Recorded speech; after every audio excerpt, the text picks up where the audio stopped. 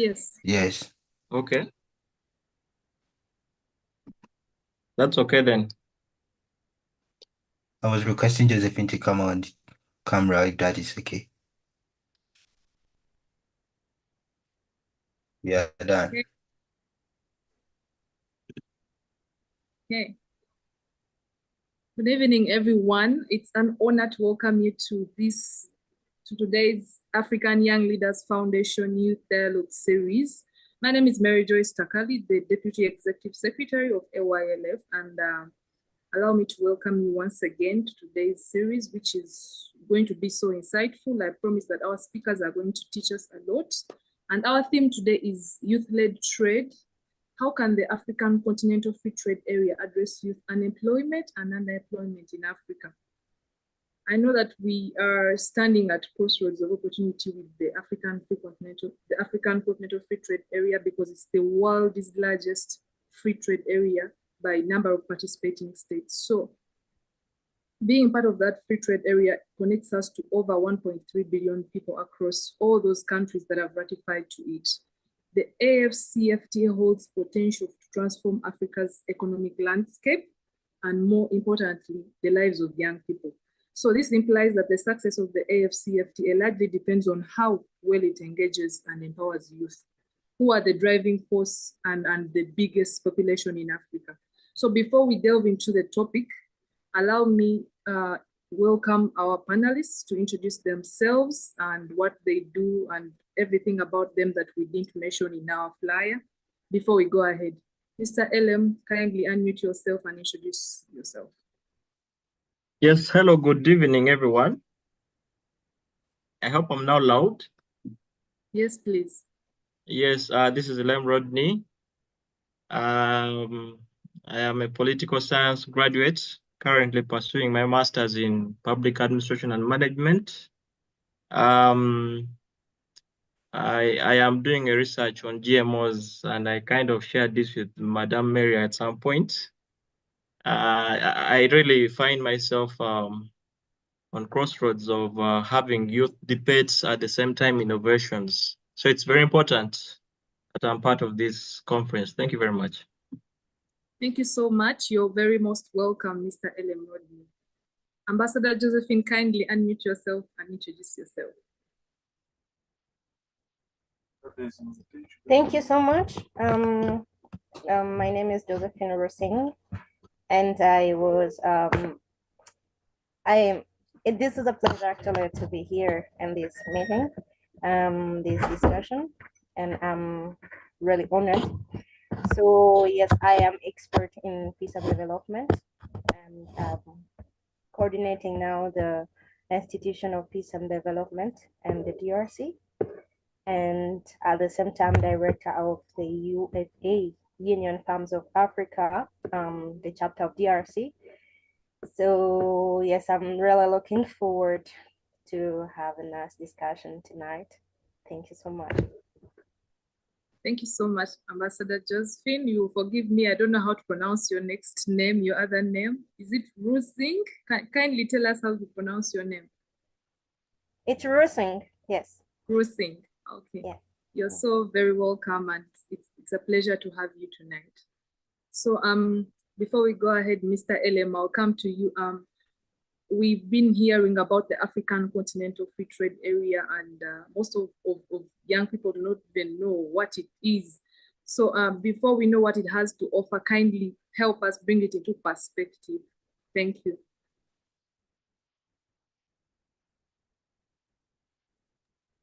Yes, thank you very much, Mary, for this opportunity. The African Continental Free Trade Area Agreement was an action plan made by the African Union to ensure African member states can have free access to markets in and within Africa itself. So this agreement was meant to ensure that there is reduction in tariffs, both tariffs and non-tariff barriers, reduction on other issues that can affect trade, and also to expand or to increase on the GDP levels of the continent by so merging the economies of these member states through free access to their markets, to markets within the continent, and ensure that development can really be achieved. Since we've seen through continental agreements like through the EU, you see that the European Union has ensured that there is increased trade within member states in Europe. So learning from other continents, realize that, yes, I think Africa also has a level and it has something to give. And given that we have the largest member states, the largest economy at the moment, if at all we are to merge all those African member states and their GDP, you realize that, yes, it is true that we really have to take advantage of the space and ensure that people can have free access to other markets. At the same time, they can contribute to innovation, and this is through having this agreement implemented successfully. I think that's all I can say about it. And it has it has merged all these regional blocks. You know, these regional blocks, we've been having the East African Community, the COMESA, the ECOWAS. So merging all these regional blocks makes it very easier for African member states to trade across the continent, because some of these regional blocks give us only specific trading members to have trade with. But now when you merge all these regional blocks, for them to come together to have a single voice and a single trade that they can really enhance or expand on, it will really improve on the trade within the continent. So that's all I can say about the African Continental Free Trade Agreement. And yes, we feel like it is a very important thing that must be successfully implemented. Thank you. Thank you so much, Mr. Elem. Now we know that it's an agreement, and it is merging all the regional blocks that we had.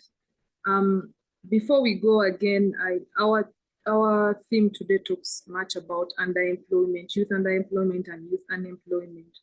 So Ms. Josephine, I'll come to you based on your research, because these are challenges that have been significant and have remained significant in Africa for a long time.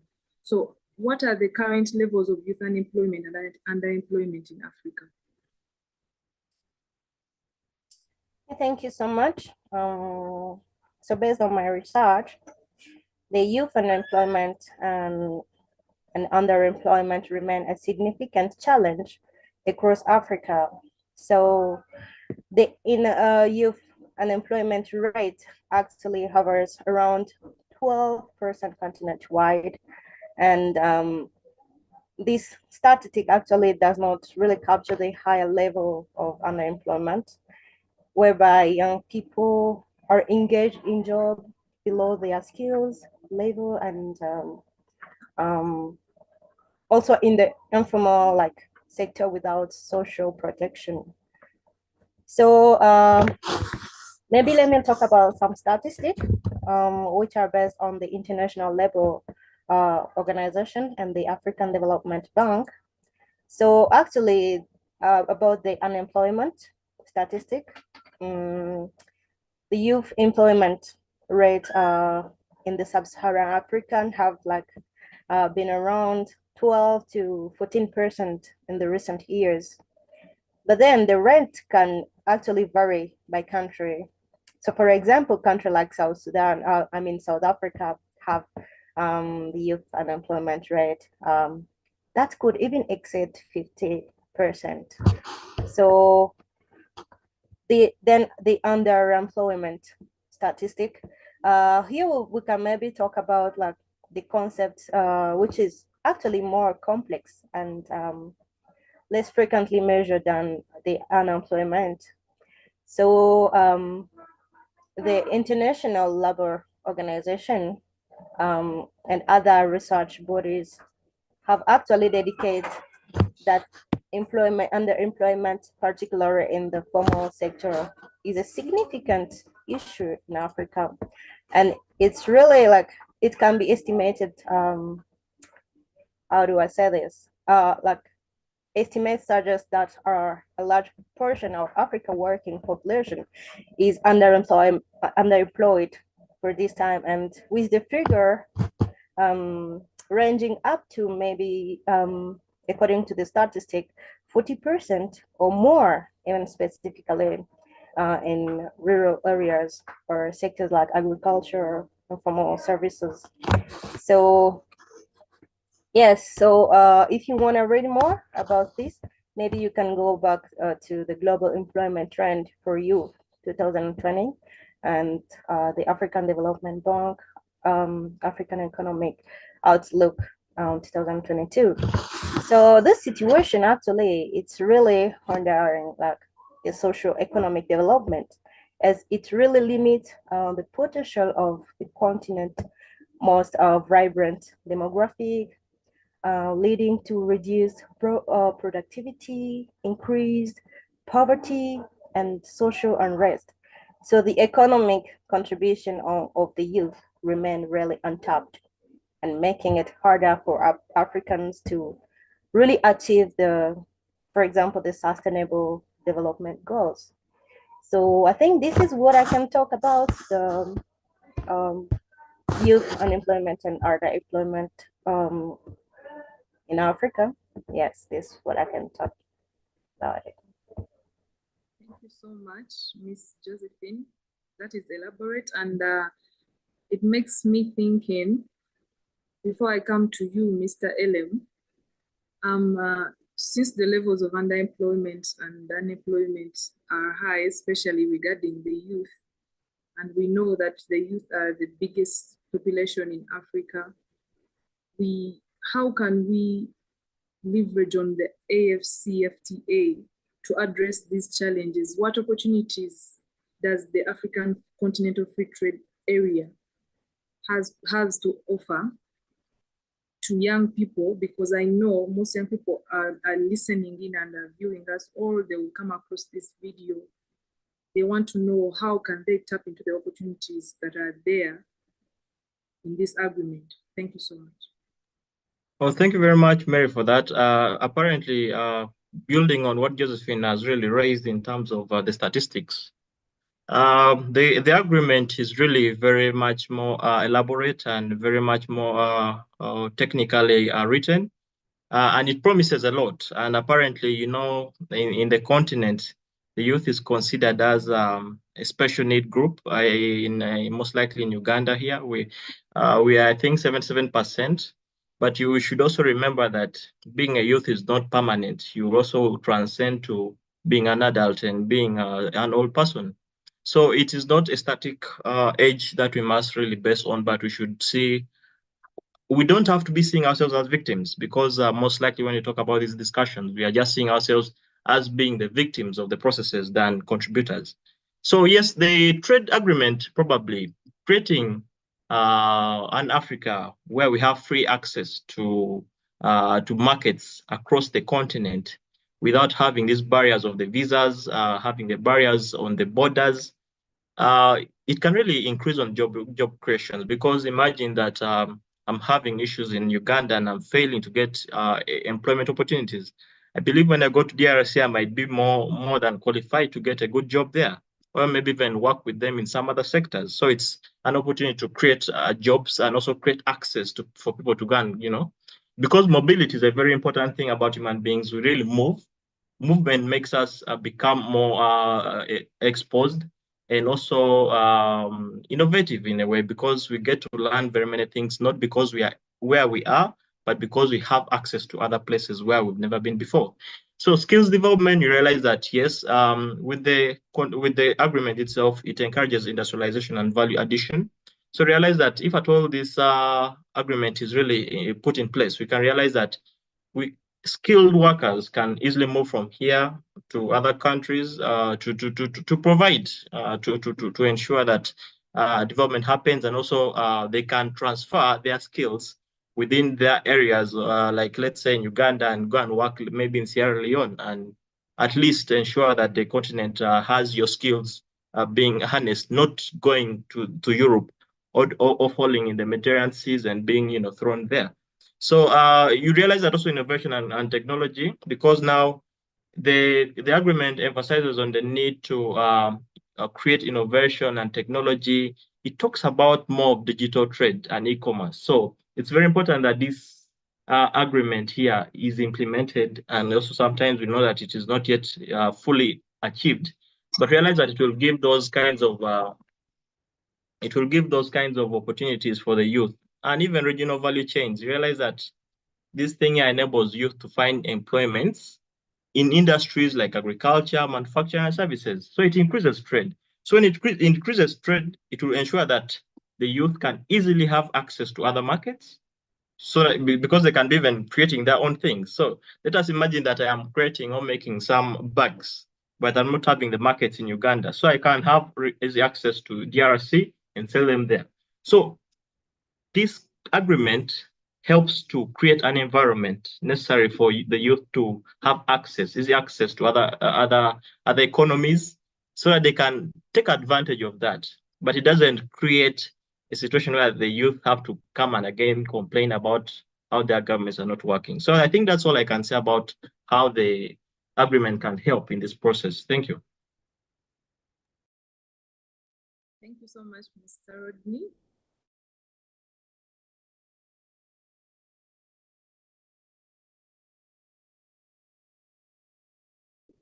That is the good things that the AfCFTA has to offer.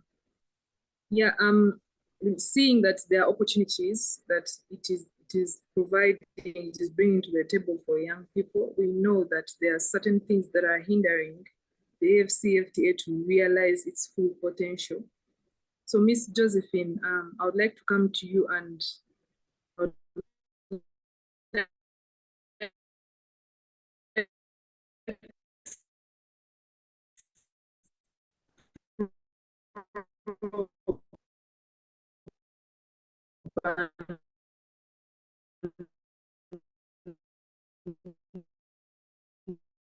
is concerned. Thank you. I don't know if it's my connection or I couldn't hear very well, but I think I hear about challenges. Can I go again? Or okay, you can come again. It is well. I was saying that, having spoken about the opportunities that the AfCFTA has to offer, we know that most young people haven't been able to tap into these opportunities because of the different challenges that they face and the different barriers. So what are those challenges, according to you, that have stopped or are hindering the AfCFTA to realize its full potential, or that are stopping young people from participating in intra-trade in Africa? Thank you. Thank you so much. Now I hear you very well.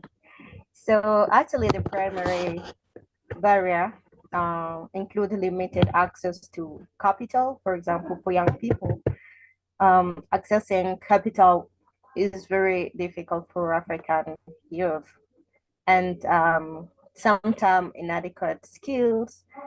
For example, we can also consider the rate of people who are educated or which kind of education they have, because they cannot just go and work without any adequate skills and education. So I think there is also a lack of awareness about the opportunity under the AfCFTA.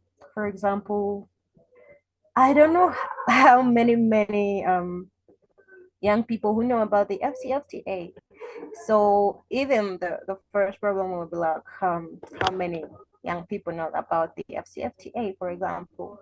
So many young people still thinking about how difficult it is to trade, for example, in Africa. So they don't know about the opportunities of the AfCFTA.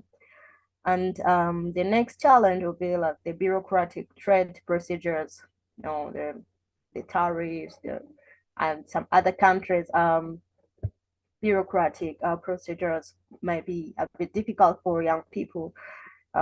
Also, the infrastructure deficit, for example, like sometimes it's also very difficult to go and trade in some places where there is no even roads, for example, or if I want to do, like if I want to do trade, for example, I will not go in a place where there are no hospitals, and like it is very important for aspect, and it's really a challenge, infrastructure deficit, but also there is this policy inconsistencies across countries also, which pose a very significant challenge.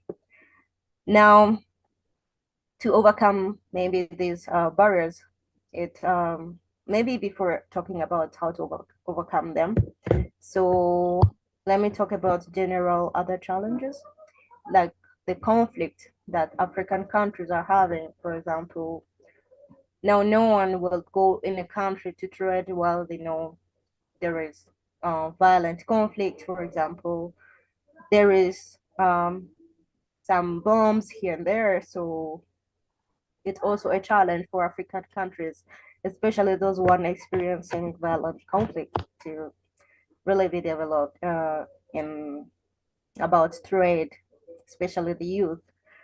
And the other problem now would be like how the young people perceive trade. It's also another problem, like trading among African countries. Young people are not well informed about this. So to overcome these barriers, I think it's really required a targeted financial instrument for the youth entrepreneurs. If there is this targeted financial instrument for the entrepreneurs, I think young people will be motivated to really do trade. And also the capacity building programs that really equip youth with relevant trade skills. And this will make them able to do the trade itself. They have to be trained, the youth have to be trained so that they can be able to really do trade.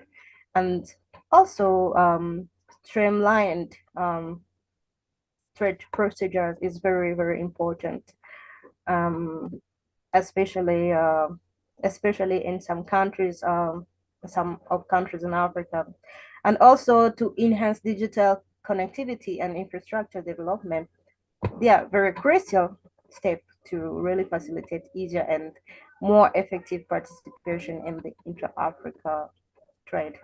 So yes, that's before all of this, I think the government first should allow, like I think that maybe many countries have signed, but how many have ratified the agreement? So if the government cannot really ratify, so I think people will not be able to really um, enjoy the AfCFTA opportunities. So that's what I can say about this. Thank you so much. Thank you so much, Ms. Josephine. I wanted to answer you that the question that you asked. It's 46 countries that have so far ratified to the AfCFTA, and we are like 55 countries. I'm not sure 55 or 56 in Africa. So we are leaving behind most of those countries, and even the ones that have ratified have not put policies in place that are enabling the AfCFTA to realize its potential. And you mentioned something about streamlining our policies, and what if we want the AfCFTA to really help young people. I would like to ask you a follow-up question based on your research, or according to you, what specific policy recommendations would you make or would you give for African governments to maximize the benefits of the AfCFTA? Thank you. Thank you so much. And this is really important. So when I think about the policy recommendation for the African government and institutions, directly it comes to my mind that maybe there should be maximization of the benefit of AfCFTA for addressing the youth unemployment and underemployment. And so for this, I might recommend, if it's possible, to develop youth entrepreneurship programs And I think this is very important because governments should actually create programs that provide access to finance and mentorship and business development services tailored to young entrepreneurs. So if the government cannot um, help young people and young entrepreneurs, I think, of course, people might have very good ideas to be entrepreneurs, and if the government cannot help them, of course, nothing is going to be done very well. So I will also propose maybe to invest in infrastructures. If they improve the transportation, the energy, the digital infrastructure, which is very essential to support the youth participation in the intra-Africa trade. I think that would be very good. And the next recommendation would be to align the education with the market needs. I think that every country have maybe different need accordingly. So if educational reforms that are focused on skill development could be really aligned, that would be very good, especially vocational training and entrepreneurship, which are very crucial. Also, maybe I will talk about streamline trade policies. Harmonizing trade regulations and reducing bureaucratic red tape will really make it easier for the youth to engage in the cross-border trade. And lastly, I will recommend to promote inclusive policies. Actually, if it's possible to ensure that the AfCFTA policies are inclusive, particularly for marginalized group like young women or rural youth, to promote the equitable socio-economic development. This will be good. I don't know when a young people is in the village and he is not really supported. This is not really inclusive, especially women. How are they treated in the trade, for example? So these are the policies that I can recommend for these. Okay, thank you so much. And you talked about promoting inclusive policies, if I can remember very well. And in this, I think and I believe that it is crucial for us to enhance the participation of women and youth because they have a lot of untapped potential and they will play a role in fostering sustainable development and economic growth, but as well helping the AfCFTA realize its full potential. Mr. LM, I'd like to come to you on that note. What role do you see for youth-led entrepreneurship in context of the AfCFTA, and how do you think governments and institutions can support young entrepreneurs to take advantage of the AfCFTA?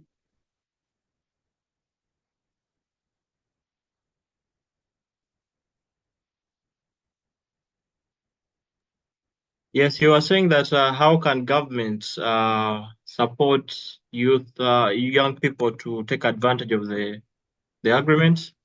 In this case, I think that while we have to assume that governments must take the lead, we should know that as young people, something that comes from government is not efficient, and it's not going to be well. It won't address everything at once. So it means that we should first have the responsibility. If we want this thing here to work out, then we should be the forerunners of it. You get so. Government comes in to create an enabling environment, but if at all you say that government must again tell you what to do and how to do it in this agreement, it means that you're being more dependent on government, and also you're being more vulnerable to government decisions that might either be detrimental to the agreement, or sometimes will just lead to less importance or like effects of it. But yes, probably we know that government can do some little things. First of all, is through ensuring that the trade barriers, let us say the tariffs, the taxes at the borders, the bureaucracy at the borders, they have to first, ensure that these things here are handled, because we realize that there's a lot of corruption at the borders. These people here always collect a lot of money at the borders. That's why they're making it very more political to make the borders easily accessible. And you must know that almost 80% of the trade that's happening within the African countries is through porous borders. There's informal trade.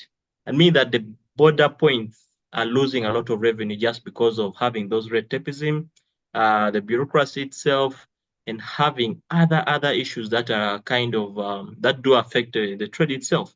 But yes, we realize that yes, government can also ensure that there is training and capacity building programs. While we must also say that yes, government has this role of ensuring that young people can be equipped with entrepreneurial skills and digital literacy. We should also ensure that they are equipped with the necessary knowledge, because it's also very complicated that you can let government to decide how they can train you, yet they can't even easily ensure that this agreement is fully implemented.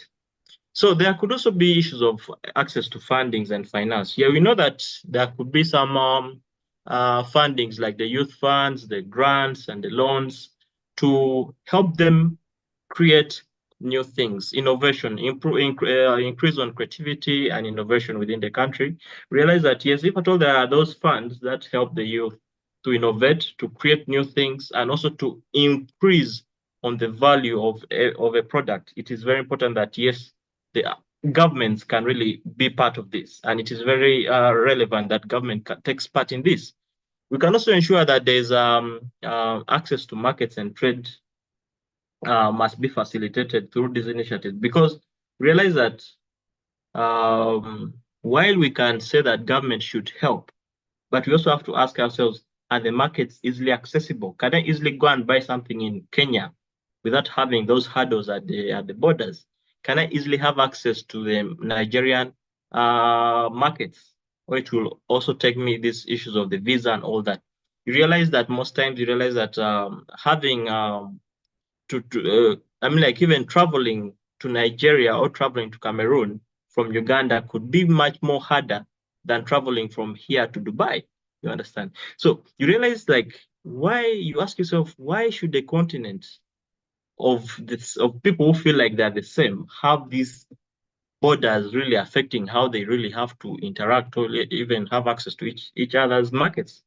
So these are things that must be handled: visa-free trade and visa-free movements. So digital infrastructures realize that the African Union was supposed to ensure that its member states contribute 170 million, 170 million US dollars towards digital infrastructure and also infrastructure itself, physical infrastructure. But realize that because of the politics of the continent, the people and the African heads of states, they made it become a very hard thing to achieve. So the digital infrastructures must be enhanced, because now realize that now we're having very many opportunities. We are now in the digital era, and we're seeing that the Western world has really taken advantage of this space, while for us, we are just becoming users, or we are just consuming the products of the Western whatever innovation. So we ask ourselves, is government really trying to push the youth to at least enhance on their digital infrastructures? Because let's say that I create an app that can work like WhatsApp, and I sell it out to government or other private sectors in the country, are they willing to fund it and make it more usable? You get?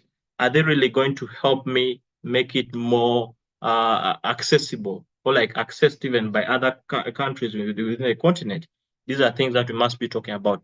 While digital infrastructure is based on on how government must do it, but also ask ourselves, how can we ensure that we create our own and government maybe funds it and expand on it? So innovation hubs can be created. I think there's one that was created around in Makerere University in Uganda here. It's an innovation hub where youth come and create their own stylish things and see whether they work out. So I think there's been a grant that was given to the young people to at least create some new things and improve on what they already know. You get? So these can happen to be like startups, but they tend to create an environment necessary for the this agreement here to be achieved in a more abstract way. So that's all I can say for now. Thank you. Thank you so much, Mr. Elem, for that. It's insightful. Before we go ahead, the African Continental Free Trade Area has came up with these priority service sectors, one of which is business services, communication services, financial services, transport services, and tourism services. Among these priority sectors, which of these sectors shows most promise for youth-driven growth? Mr. Elem. Yeah, apparently it's very right now the youth are more urban oriented in their mindset. And most times you realize that the way they think about some of these things, they feel like it's more of something that is there something that can make them have advantage of being in the urban sectors or whatever. So apparently it's so critical, but the agricultural sector is very important. Just right now, they said before they would say that agriculture is our backbone in Africa, and you realize that the percentage is going low. There was a time when it was 80%. Right now it is, I think, at 68, a general kind of percentage for how we are engaging in agriculture. But now I realize that right now the youth are now can take advantage of agribusiness. They can invest in poultry, they can invest in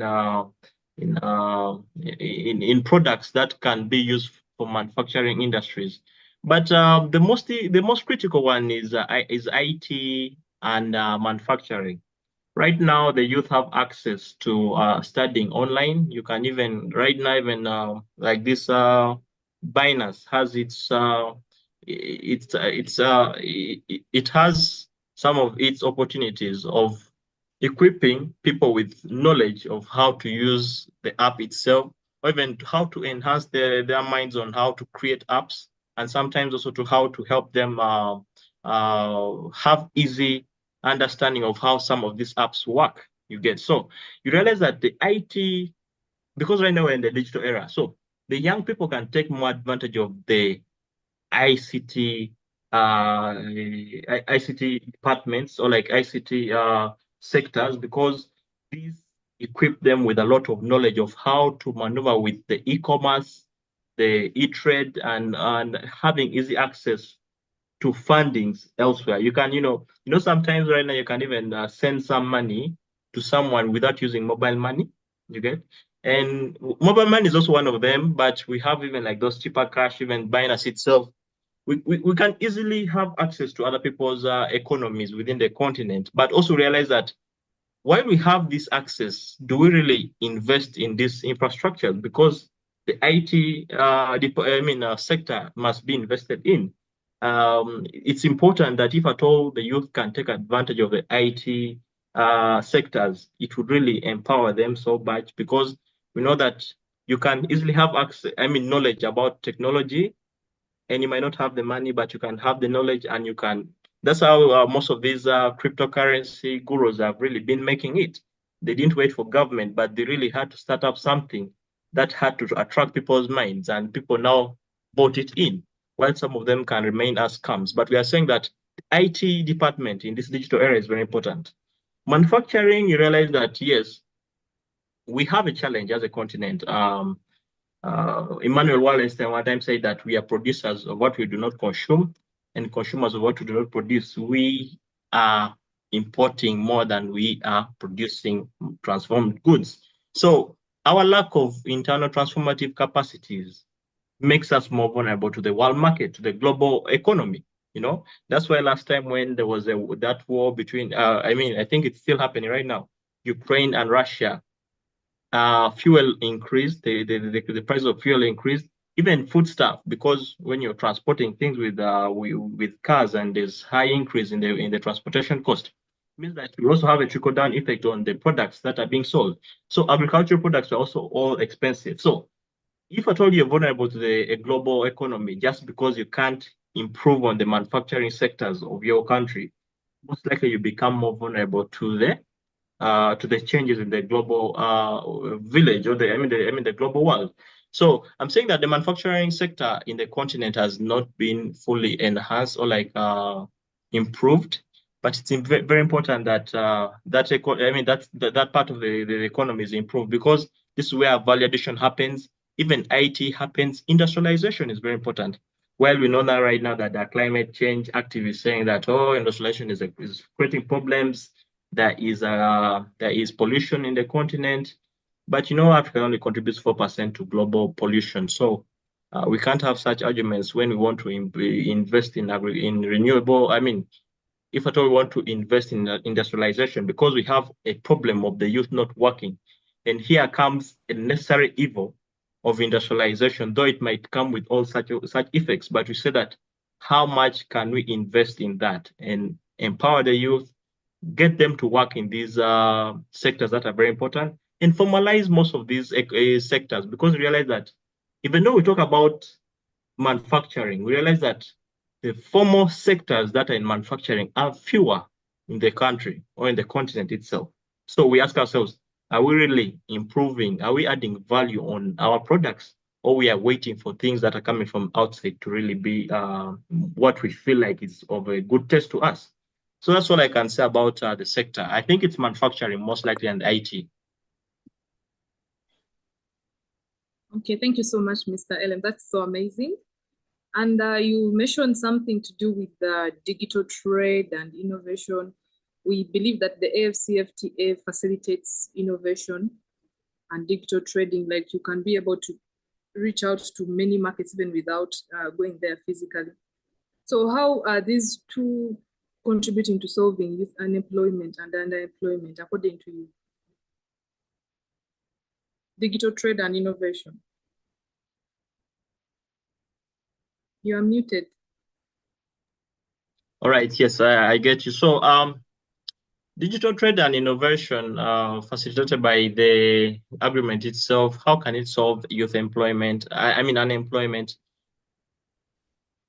Just as I can say, probably digital trade is just like it's like a sector. It's like something. It's like a tool that the youth can use to empower themselves. Realize that it can create jobs through e-commerce, as we were saying, the marketing and logistics. But at the same time, it enables the youth to start online businesses, reaching wider markets. You get? So with the digital trade itself, you have access to the tools to ensure that you have the knowledge and skills of how to even develop your own online platforms. You have even the access to wider markets, and also you can create and exchange knowledge with other parts of the continent. I give an example. Like I had you can see how it is made by some of these musicians. Someone can sing in Uganda here, shares his songs with someone in Nigeria. They combine efforts and they make a song without even traveling to the other person's country, you know. But the song will be made, but they would have been exchanging through these online platforms, you get? So apparently, I think it's very possible. It's not even just because of the agreement itself. It has been happening before, you get? Many musicians have taken advantage of this digital space to ensure that they can easily have access to the other people they want to collaborate with and they sing with. So we're asking ourselves, how do we make it possible for the trade itself? So with digital trade, we realize that innovation hubs can be strengthened, because we know that some of them are there. But now, how do we ensure that they are empowered, they have the resources and the fundings necessary for them to ensure that the youth have the necessary knowledge to equip them with the skills of having to maneuver with all these hurdles in trade while you're handling things online. So it's very important, and we know that it is a little bit technical, but we know that it is something that is very necessary for the youth to really take advantage of the space. So yes, I think that is very important for now. Thank you.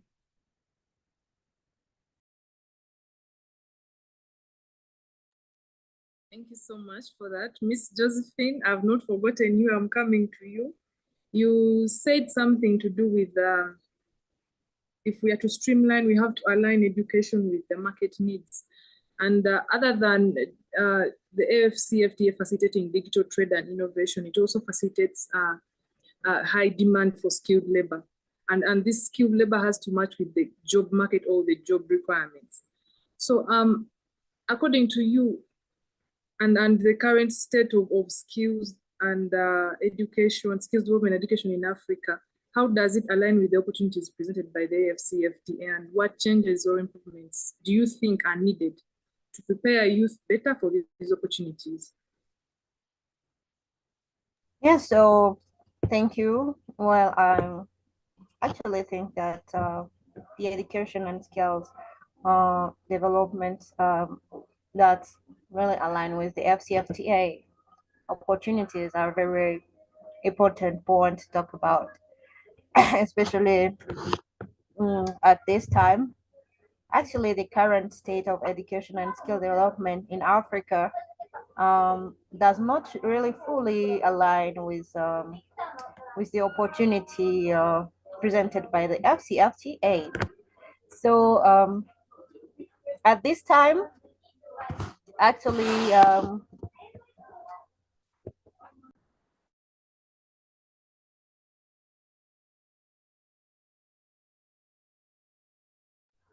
sorry. So yeah, the education that are really needed in Africa, I think, is about maybe a practice education. People need not more of theories. People need practices.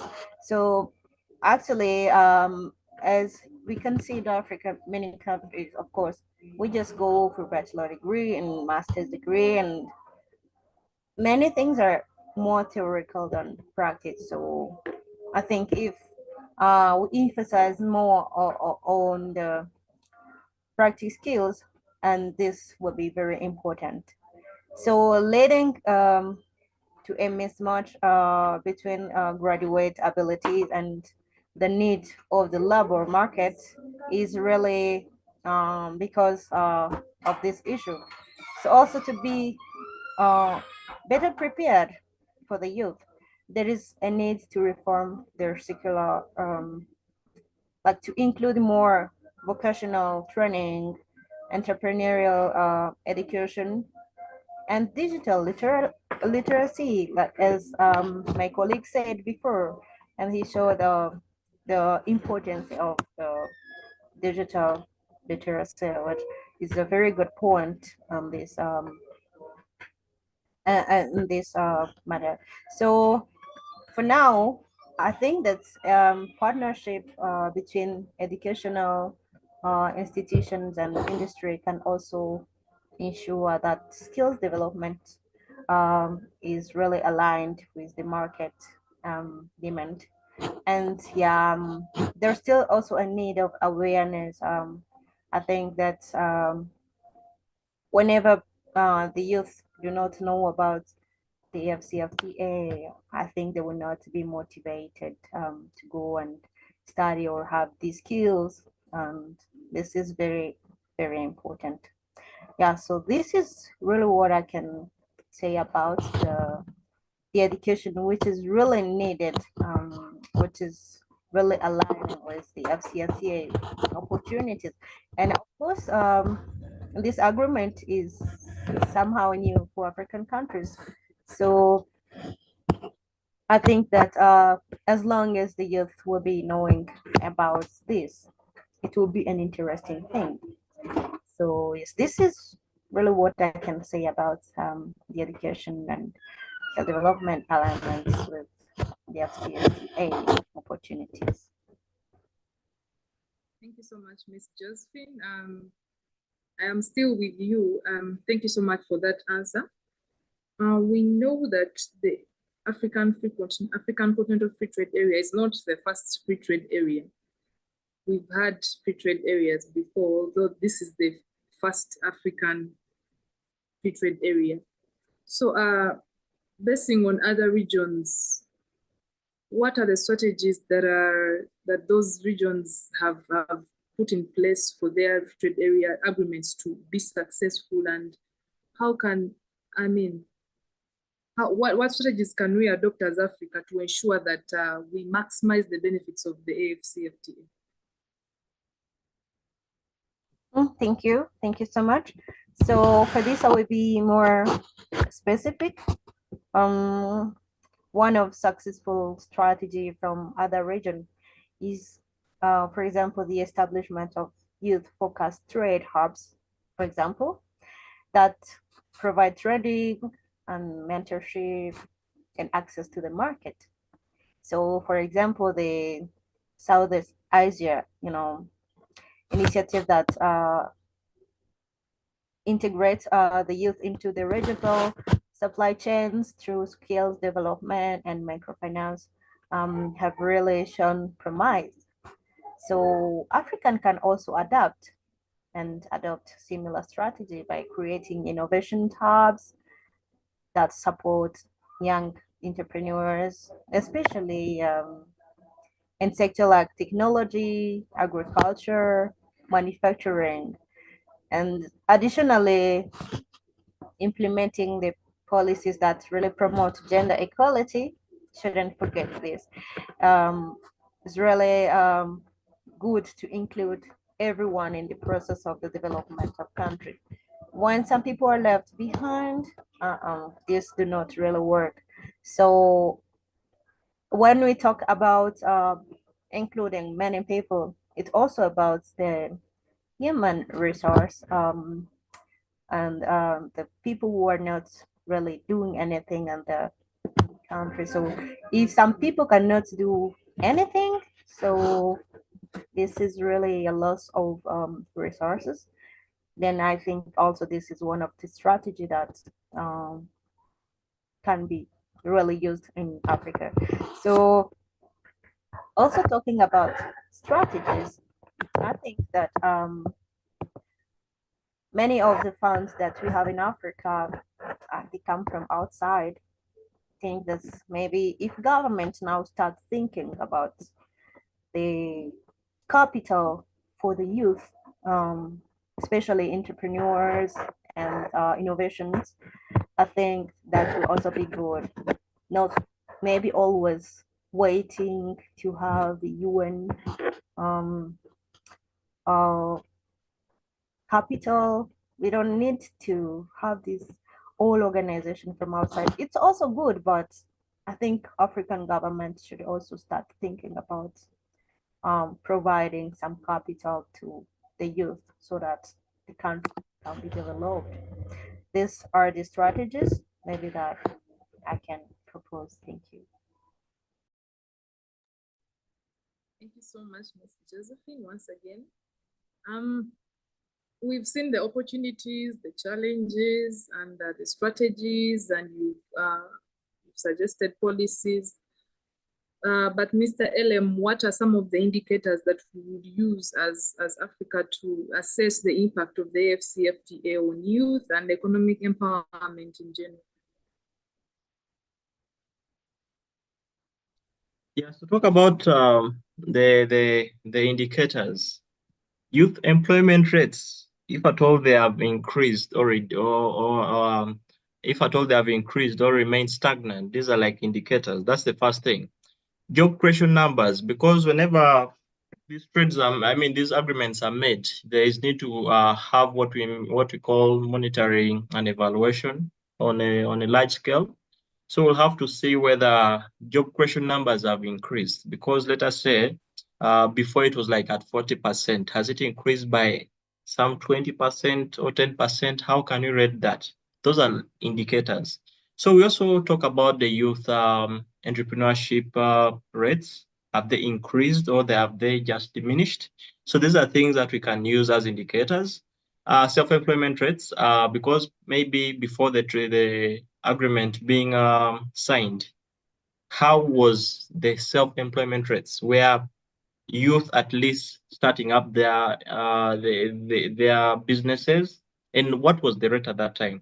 And right now that the agreement is in place, are the self-employment rates increasing or they're still stagnant? These are things that we can use as indicators.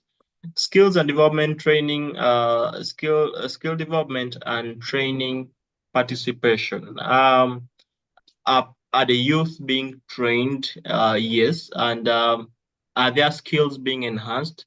My comrade Josephine was saying that our education is more theoretical than practical. I think this is a very easy argument that everybody wants to talk about, but I want to say that that theory is not an end in itself. So if at all you study theory and you think that that is how it ends, then that is your problem. But in this case, we are saying that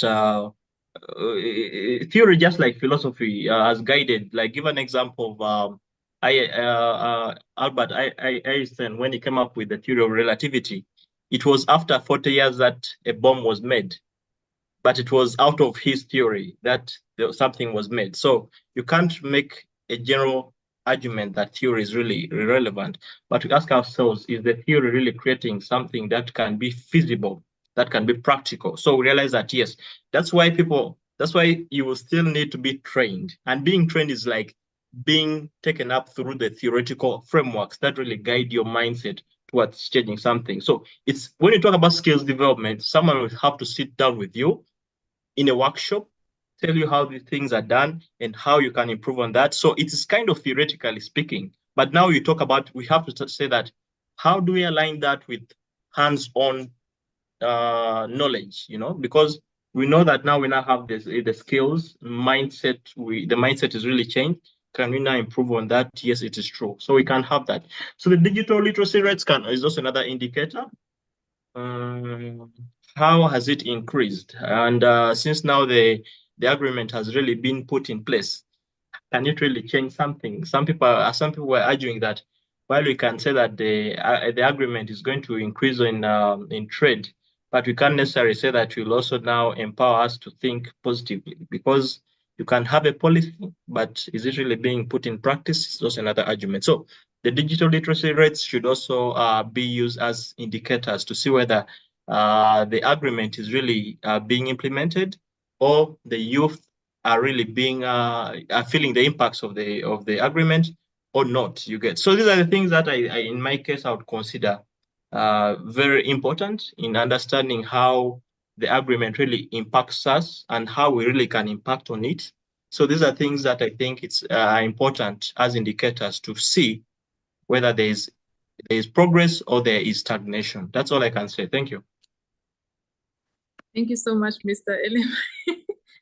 I'm sorry, I'm laughing, but you know that me and you were ever in controversial arguments. So you brought that argument about the theory bit of it, but that will be a topic for another day.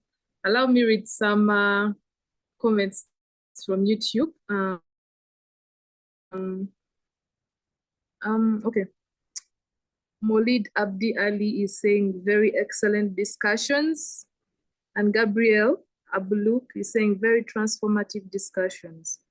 Josiane Adolf is saying, Miss Mary Joyce, loving the discussion, the host and the panelists. Thank you.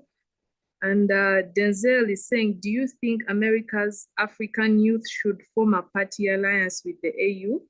Well, I'll leave that to you. And Denzel is again saying, I would love to buy raw material from Africa, like silver or copper. Thank you so much, our YouTube viewers. You are the best.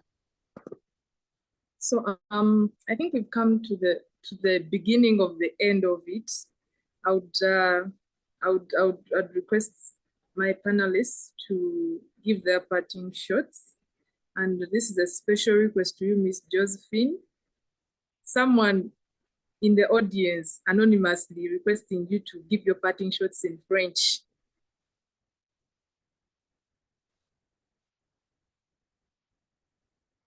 Sorry, can you come again? There is someone in the audience who anonymously asked and requested specially for you to give your parting shots in French. What are your last words? What is your call to action? But please say it in French. Okay, thank you. Thank you so much. Alors, I'm not sure if you will understand this, but I will do it in French. Merci beaucoup. C'était un plaisir, en tout cas, d'être dans ce panel. Et personnellement, j'ai vraiment beaucoup appris. Et maintenant, je crois que on peut avoir des discussions comme ceci encore et encore pour comprendre beaucoup de choses, surtout sur le continent africain. Et en tout cas, je remercie EYLF de nous avoir invités. C'est vraiment un plaisir. C'est ce que je dirais. Merci beaucoup. Thank you. Thank you so much. I would love to agree with whatever you have said, even when I've not understood. So, Mr. LM, the floor is yours to give your parting shots. I think I also need to use my local language, but let me first leave that. Anyway, apparently, I am so grateful. I believe, yes, the agreement is what we can consider as theory.